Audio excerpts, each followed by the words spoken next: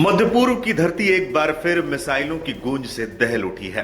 युद्ध के 8वें दिन अमेरिका ने बहरीन स्थित अपने बेस से ईरान के खिलाफ अब तक का सबसे घातक कदम उठाया है। ईरानी विदेश मंत्री अब्बास अराक्ची ने सनसनीखेज दावा किया है, अमेरिकी मिसाइलों ने किसी सैन्य ठिकाने को नहीं बल्कि केशम द्वीप पर मौजूद उस वाटर ट्रीटमेंट प्लांट को निशाना बनाया है जो समुद्र के खारे पानी को मीठा बनाता है। नतीजा 30 गांवों की प्यास बुझाने वाला सिस्टम तबाह हो गया। ईरान के विदेश मंत्री अब्बास अराक्ची ने एक्स पर लिखा, अमेरिका ने केशम द्वीप पर वाटर ट्रीटमेंट संयंत्र पर हमला करके एक घोर अपराध किया है। बुनियादी ढांचे पर हमला एक खतरनाक मिसाल है जिसके गंभीर परिणाम होंगे। अमेरिका के इस हमले के बाद ईरान खामोश बैठने वालों में से नहीं था। अमेरिकी हमले के कुछ ही घंटों बाद IRGC यानी ईरानी रिवोल्यूशनरी गार्ड्स कॉर्प्स ने जबरदस्त पलटवार किया और इस बार पूरा अरब देश उनके निशाने पर था। बहरीन, कतर, दुबई, सऊदी अरब में अमेरिकी ठिकानों को निशाना बनाते हुए मिसाइलों और सुसाइड ड्रोन्स की ऐसी बौछार की गई कि पूरा इलाका दहल उठा।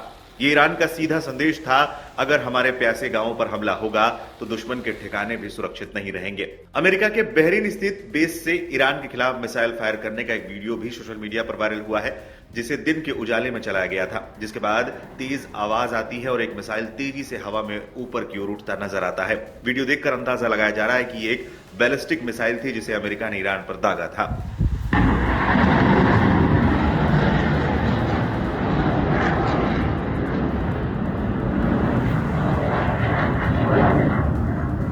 दुनिया भले ही तेल की कीमतों को लेकर चिंतित हो, लेकिन ईरान के सामने एक और बड़ी जंग है, पानी की जंग। ईरान दुनिया के सबसे गंभीर जल संकट वाले देशों में से एक है।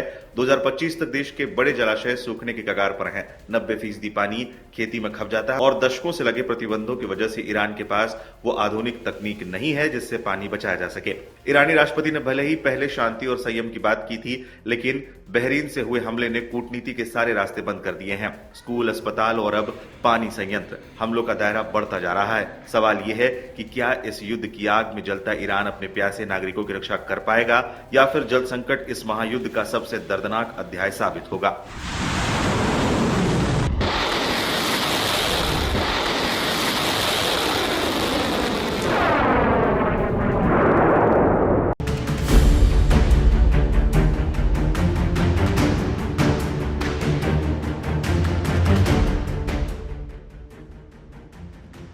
मिडिल ईस्ट में तनाव लगातार बढ़ता जा रहा है। एक तरफ ईरान है, दूसरी तरफ अमेरिका और इजराइल। लेकिन इस पूरे संघर्ष के बीच एक बड़ा सवाल उठ रहा है, क्या रूस पर्दे के पीछे से ईरान की मदद कर रहा है? दरअसल हाल ही में तेहरान से आई एक खबर ने पूरी दुनिया का ध्यान अपनी ओर खींचा है। रूस के राष्ट्रपति व्लादिमीर पुतिन ने सीधे ईरान के राष्ट्रपति मसूद पेजेश्कियान को फोन किया। दोनों के बीच हुई इस बातचीत ने कई नए कयासों को जन्म दे दिया है।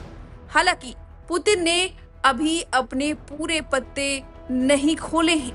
पुतिन ईरान का बुरे समय में साथ देगा, सैन्य समर्थन देगा, इस पर तो ज्यादा कुछ नहीं कहा, लेकिन ईरान के साथ कहीं न कहीं इस पूरे युद्ध में खड़ा नजर आ रहा है और दोनों की बातचीत जो सामने आई है उससे यह साफ समझ आता है कि रूस फिलहाल मिडिल ईस्ट में बढ़ते तनाव को रोकना चाहते हैं, ईरान के साथ खड़े नजर आ रहे हैं। क्या हुई है बातचीत? चलिए सबसे पहले आपको इसकी जानकारी देते हैं। दरअसल रूसी विदेश मंत्रालय के मुताबिक पुतिन ने ईरान के supreme leader Ayatollah Ali Khamenei और देश के लोगों के प्रति अपनी संवेदना राष्ट्रपति पेजेश्कियान से फोन पर जताई है। उन्होंने यह भी कहा कि हालिया हमलों में आम नागरिकों की मौत बेहद दुखद है। पुतिन ने फोन पर कहा कि वह खाड़ी देशों के नेताओं के साथ लगातार संपर्क में हैं ताकि इस संकट का कोई शांतिपूर्ण समाधान निकाला जा सके। वहीं ईरान के राष्ट्रपति मसूद पेजेश्कियान ने मुश्किल वक्त में रूस के समर्थन और एकजुटता के लिए पुतिन का धन्यवाद भी किया है। साथ ही मिडिल ईस्ट में बढ़ते तनाव को तुरंत कम करने की पेशकश की है। सभी पक्षों को कूटनीतिक रास्ता अपनाना चाहिए, ऐसी बात कही है रूसी राष्ट्रपति व्लादिमीर पुतिन ने। व्लादिमीर पुतिन लगातार ईरान के संपर्क में हैं।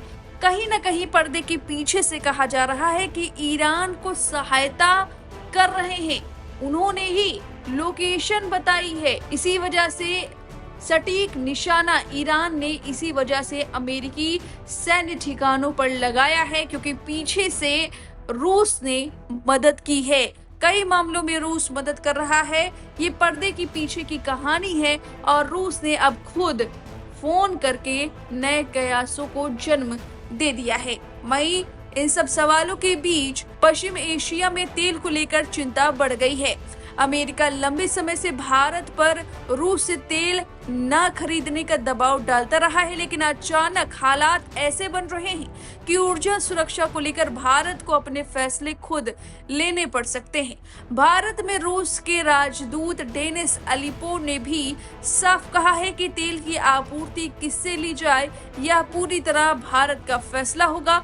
उन्होंने यह भी कहा कि किसी भी संघर्ष का समाधान अंततः बातचीत से ही निकलता है। उधर रूस पहले ही अमेरिका और इजराइल द्वारा ईरान पर किए गए हमलों की निंदा कर चुका है और उसने साफ कहा है कि हालात को तुरंत कूटनीतिक रास्ते पर वापस लाया जाना चाहिए। अब सवाल यही है कि क्या रूस वाकई पर्दे के पीछे से ईरान की मदद कर रहा है या फिर यह सिर्फ कूटनीतिक दबाव की राजनीति है। मिडिल ईस्ट की यह जंग आने वाले दिनों में पूरी दुनिया की राजनीति और तेल बाजार को किस दिशा में ले जाएगी, इस पर सभी की नजरें टिकी हुई हैं। जाते जाते आप हमारी अगली रिपोर्ट देखिए, जिसमें ये खुलासा हुआ है कि ईरान को मदद कर रहा था रूस। ईरान ने कैसे अमेरिकी सैन्य ठिकानों पर इतना तगड़ा निशाना साधा है, देखिए हमारी अगली रिपोर्ट। फिलहाल इस खबर पर आपकी जो भी राय है वो कमेंट करके जरूर बताएं। बने रहिए लाइव हिंदुस्तान के साथ।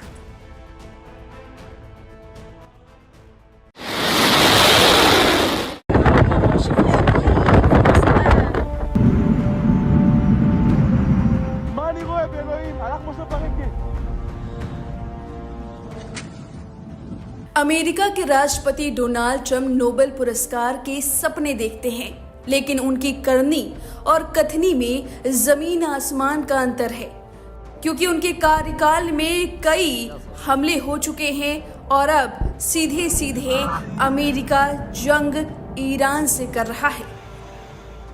लेकिन इस जंग में जहां डोनाल्ड ट्रंप को लगा था कि उनकी वाहवाही होगी, वहीं ट्रंप को जबरदस्त सुनने को मिल रहा है, नाराजगी झेलनी पड़ रही है। क्यों? क्योंकि अमेरिका को लगा था कि ईरान अपने ऊपर हुए हमले का जवाब नहीं दे पाएगा, क्योंकि खाड़ी देशों में अमेरिका की पकड़ मजबूत है, वो डर जाएगा। खामने की हत्या के बाद ईरान शोक मनाएगा और युद्ध नहीं कर पाएगा, और यही डोनाल्ड ट्रंप की सबसे बड़ी गलती थी, गलती अपने दुश्मन को कमजोर समझने की।